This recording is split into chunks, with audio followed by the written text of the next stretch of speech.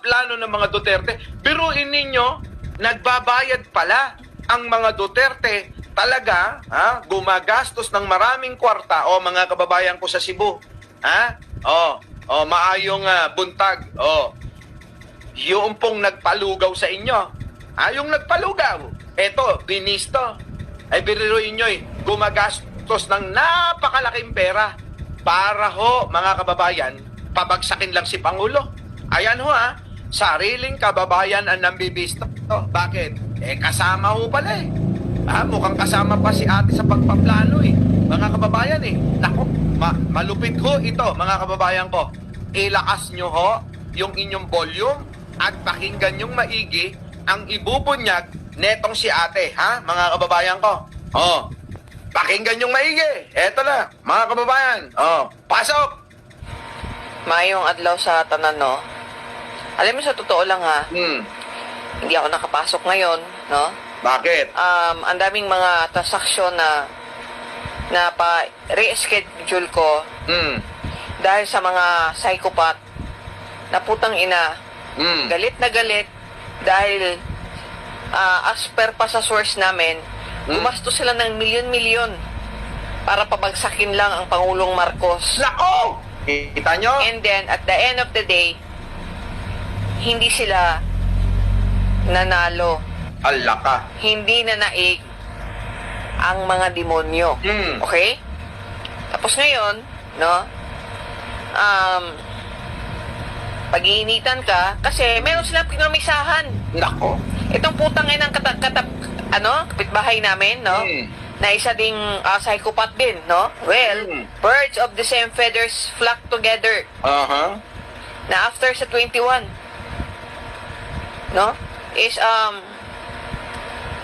itatapon daw kami. Nako. Putang ina, hindi nanalo. Nako. Alam mo, kasi sa totoo lang, no? Hindi talaga mananaig ang mga demonyo. Kung hindi ba naman demonyo tong putang inang vice presidente ninyo, no? Itong mayor dito, no? Kami ang dinala dito. Uulitin ko, hindi ko gusto dito. Hindi na namin gusto dito. Pero dapat, sila yung nagdala sa amin dito. Sila din ang gumastos na umuwi na kami sa Iloilo. Pang ina nyo.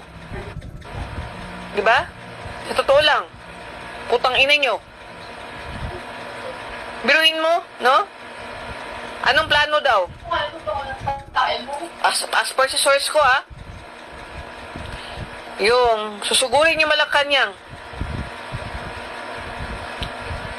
Papalabas si PBBM. Actually, may mga opisyal dito, most especially NBI, and preparing himself to be the overall director of NBI. Itatakpan ko. And they are expecting that it will happen. Kasi nga, itong mga psychopath na to na nandun, itong si Tupacio, itong si Greco, no? Bilib na bilib sila sa mga bubong yan, no? Nako, Diyos ko, Mariosep, yung ginawa niyan ng mga opresyon at violation sa karapatang pantao sa time ni Digong, grabe. Ang hayop na yan. Hayop? Sa totoo lang. Tapos ngayon, magsasalita sila na ito nga, akala mo, piling aping-api ang mga putang ina. Alaka! No? Alam niyo itong itong account ko? Naka-shadowban to Sinadoban ata ni Lustay. Talaga ba? Bakit? Takot kayo? Gusto niyo kausapin ko yung taga Cebu? Para lumabas talaga kung ano ang involvement ninyo sa drug trade. Grabe mga kababayan, pati droga na ating laging sinasabi na talagang etong mga Duterte sangkot talaga. Eto na ho, mga kababayan ko. Yung taga kanila na mismo ang nagbubunyag, mga kababayan. Nasangkot ang mga Duterte sa drug trade. Ang tapang, mga kababayan. Ang tapang ni ate. Biruin nyo, nasa Davao pa yan, Wala talaga. Oo, makakapigil baka sabihin nyo, mga kababayan, gawa, kahit tayo lang nagsasabi. Hindi ho. Taga Davao mismo ang nagsasabi nito na involved daw ang mga Duterte sa droga. Oh, sa shabu. O, kita nyo mga kababayan ko. Tindi, no? Matindi. Oh, tapos panay ang kaya naman pala panay ang bintang kay Pangulo, bangag-bangag, adik-adik eh. Yung pala mga kababayan, sila taga-benta eh. Oh, sila ang involved sa droga eh. Tignan nyo naman ang pagmumukha ni Pulong. Tignan nyo naman ang pagmumukha ni Baste. Yung pagmumukha ni Baste, hindi ba mukhang adik yun? Tignan nyo naman yung kasamang babae habang bangag na bangag sila eh. Oh, di po ba? Yun ang totoong bangag. Si Baste. Oh, tuloy. Oh, may kakausapan ako. Meron akong kakausapin doon na lumabas. Sa totoo lang. Tama talaga ang sinabi sa akin ni Attorney Auminal. Laka! Meron na. Oo, dati ako nagbibigay ng info regarding sa mga triad. Oh. Sa totoo lang. Totoo yan. Oy, Jax Demole, hindi to AI Kapag ka AI kasi, hindi diretso yung mga lingwahe. Medyo may baluktot eh. Eto, talagang natural na natural eh, no? Oh, eto na. At alam ko, isa kayo sa mga listahan. Nako! Oo, naging part din ako sa mamayang ayaw sa droga. Kita nyo? Ha? Naging parte din daw pala siya ng MAD, mga kababayan, mamamayan, ayaw sa droga. Tangina ninyo, hayop kayo. O, kita nyo. Putik na yan, pinagmumura ho yung mga Duterte, tapang ni ate. Hindi. Alam mo, sa totoo lang. Ngayon, may post na naman to si Sebastian. Nako, ano yan? Regarding sa mga kakamping. Bakit Oh. galit ka? Oh. Dahil hindi na nakikiisa sa inyo yung kakamping? Oo nga. Tangina nyo. Grabe yung pagyatak nyo. Tinuring yung kriminal. Ginawan-gawan nyo ng kaso si Congressman Laila de Lima. Tapos Oo gusto nga. nyo ang kakamping makiisa sa Oo nga. Tangina. Oo nga. Bakit ba? Gusto nyo makiisa sa inyo yung mga kakamping samantalang binaboy nyo si Laila de Lima? Bubo talaga itong mga DDS na to, Hindi kayo Diyos.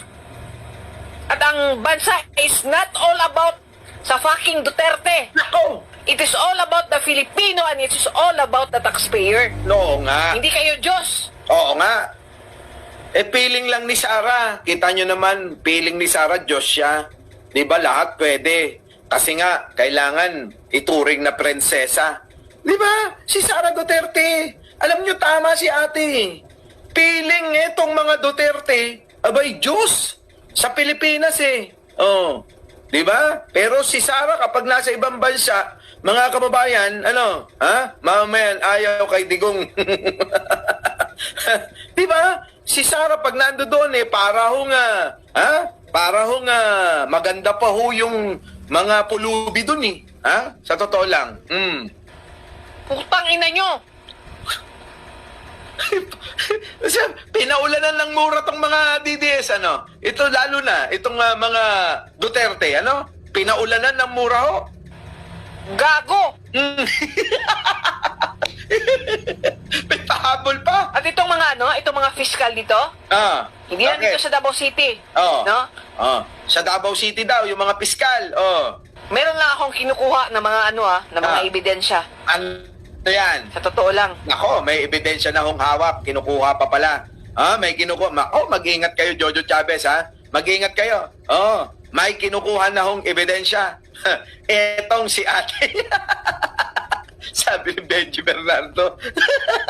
Ba't mo sinasagot? Ito na. Marami ka akong nalalaman. Nako. No? Marami daw nalalaman, mga kababayan. Maraming nalalaman. Sino ba naglaglag kay Bruce Cervera regarding sa illegal? Nako, bakit? Bakit patay ko, Bruce Cervera? Bakit parang nadamay ako? Andali nga. Oo, wait lang ate. Ayusin mo, baka mamaya mali lang. Marami ka akong nalalaman. No? Sino ba naglaglag kay Bruce Cervera regarding sa...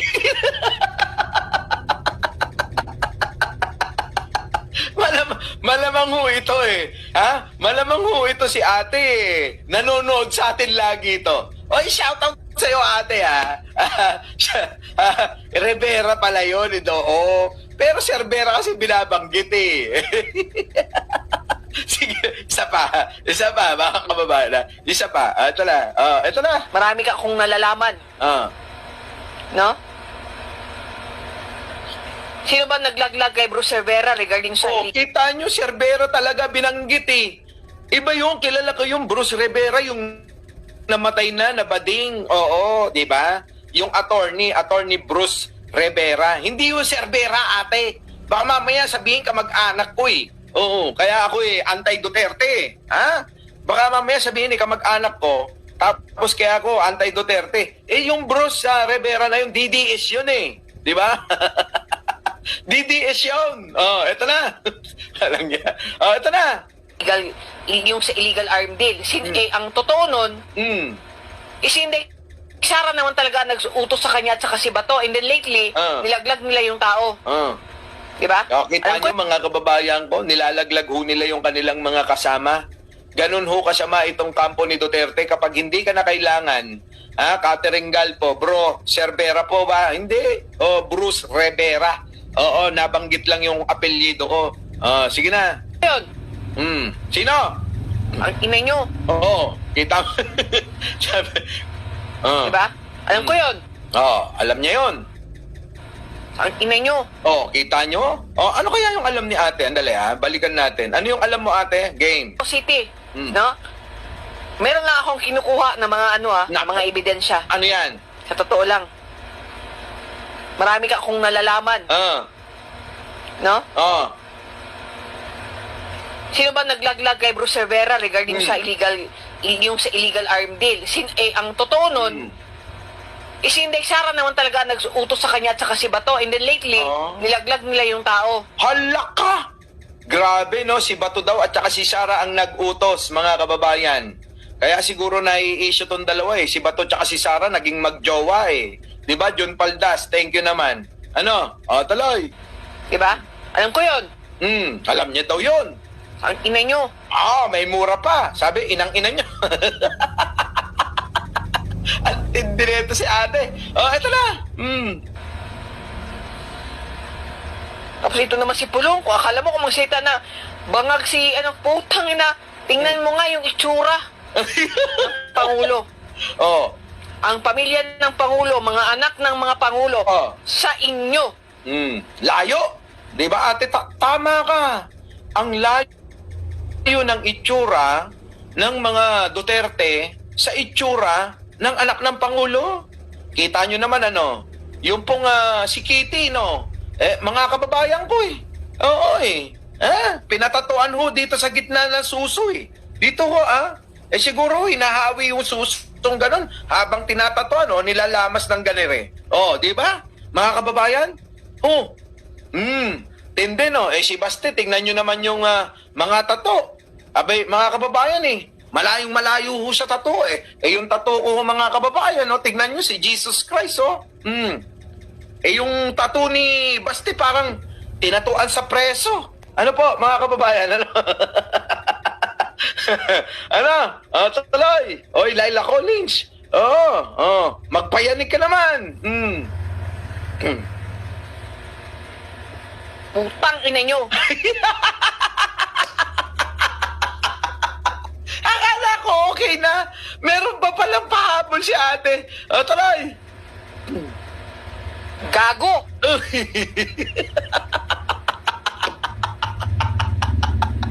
Alam nyo, President BBM, ako po yung nanawagan. Yan.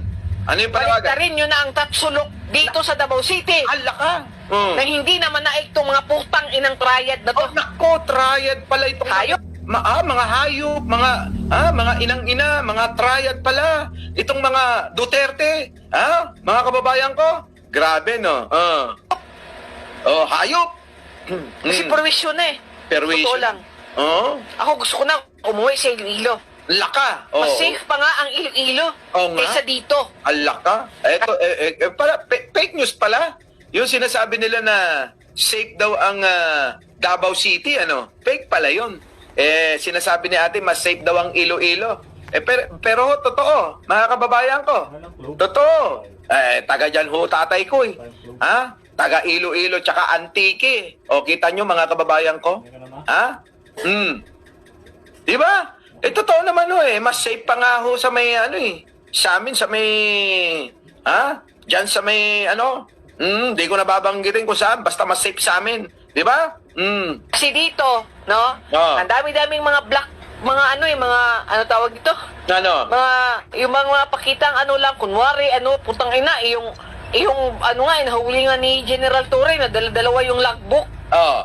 Kaya nga. Dahil marami silang tinatago na mga bulok. Oo nga, maraming yung logbook po, isa ho yung totoo, isa ho yung front ng pampalinis. Ganon, mga kababayan. Hindi po tinatalaga yung totoong nangyayari na mga krimen sa Davao.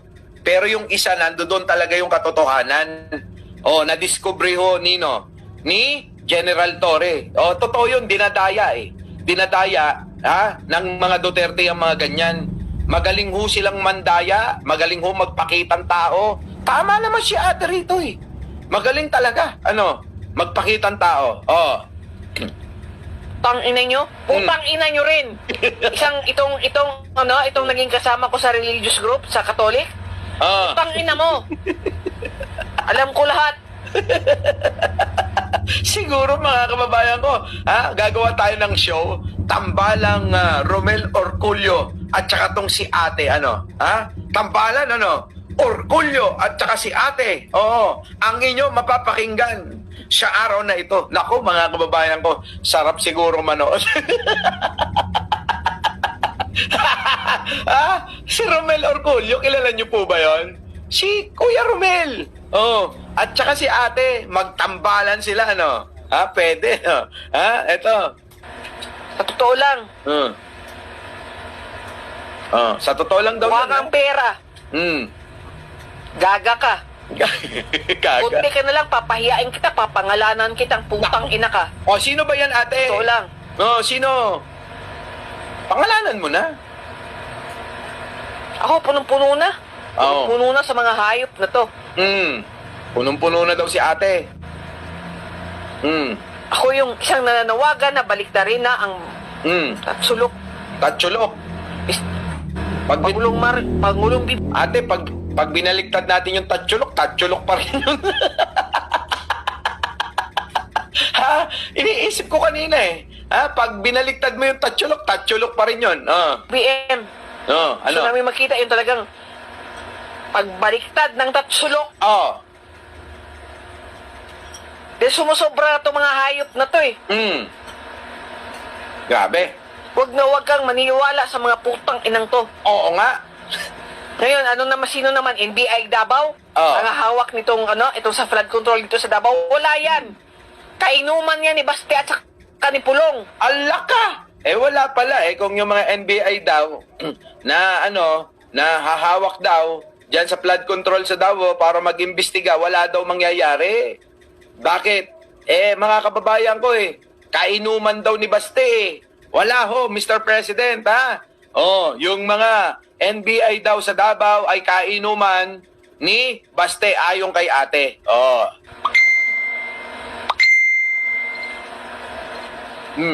Ate, ano na? Puno na. Punong-puno ka na. Ayop ang mga adik na to. Adik daw yung mga Alam niyo, Duterte. Pangulong Marcos, dapat magalit ka na, yung sobrang galit na.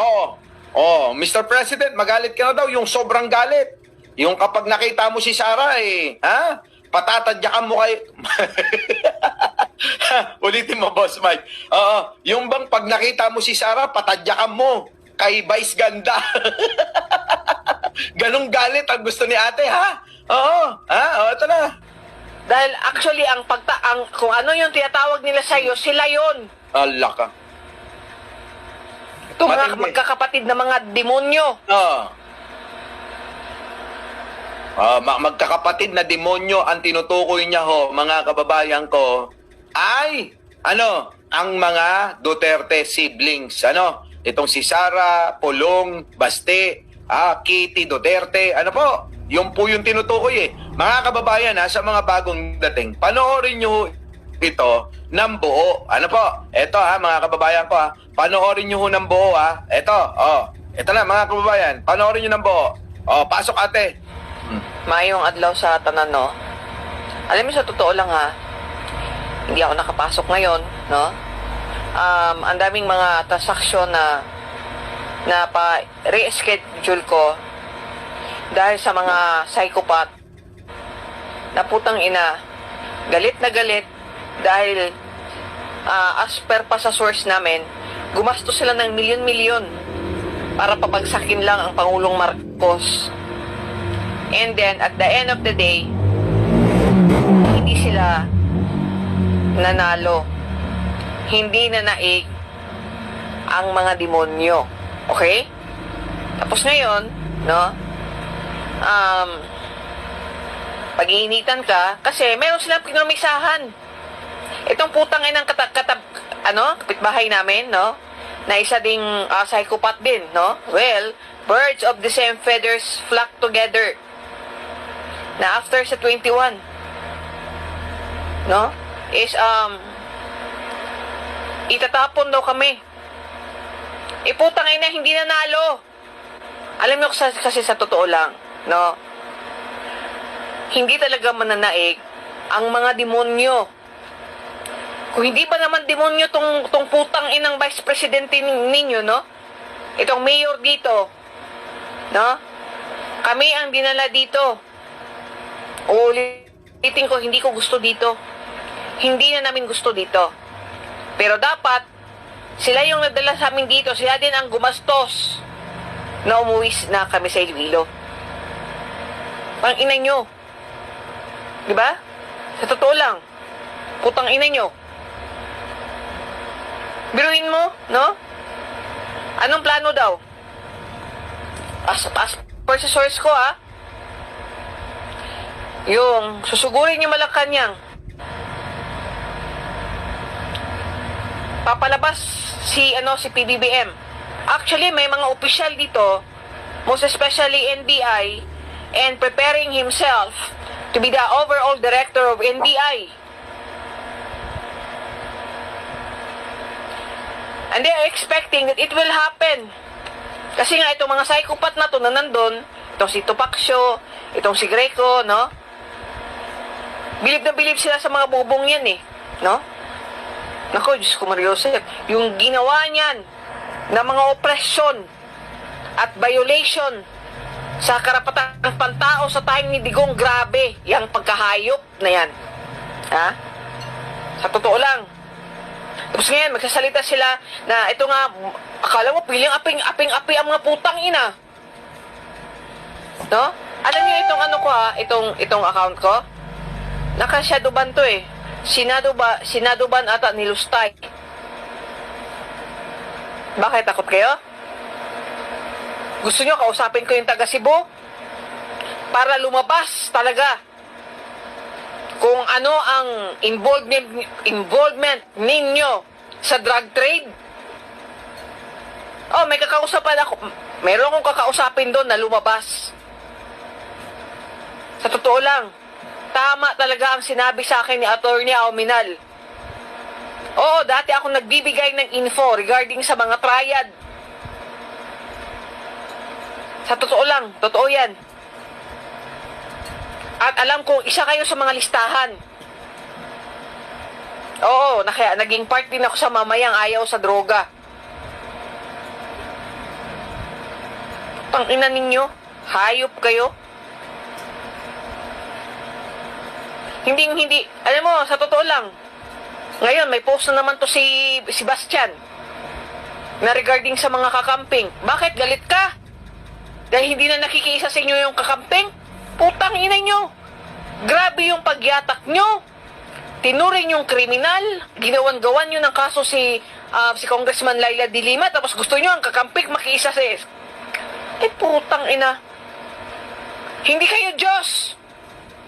At ang bansa is not all about sa fucking Duterte. It is all about the Filipino and it is all about the taxpayer. Grabe, Hindi no? kayo Diyos. Putang ina nyo. Gago. Tawa ko na tawa kaya. Itong mga fiscal dito. Yan na. Wala. Nabigyan na ho natin ng reaction yon. So mga kababayan ko, yan na ho mga kababayan ko, sabi ko nga sa inyo, etong si ate, sabi nga ni Jojo Chavez, pasabog no? Abay mga kababayan mukhang may alam ho si ate. At saka ho mga kababayan, taga kanila yan. Hindi naman ho taga Ilocos Norte yan, na nagsasalita-salita lang, ano po? Matindi ho yung mga binibitawang salita Akala mo talaga mga kababayan, sasaluhin lahat ang bala, Mukhang lahat sasaluhin ang bala ni ate, mga kababayan ko. Baby, thank you sa kape. Di ba? Oh, nako mga kababayan, nako. Ate, sumbong mo sa Pangulo. Ayun na nga nagsusumbong na nga Di ba? Ibang klase talaga. So, paano? Mga kababayan, hanggang dito na lang po muna ang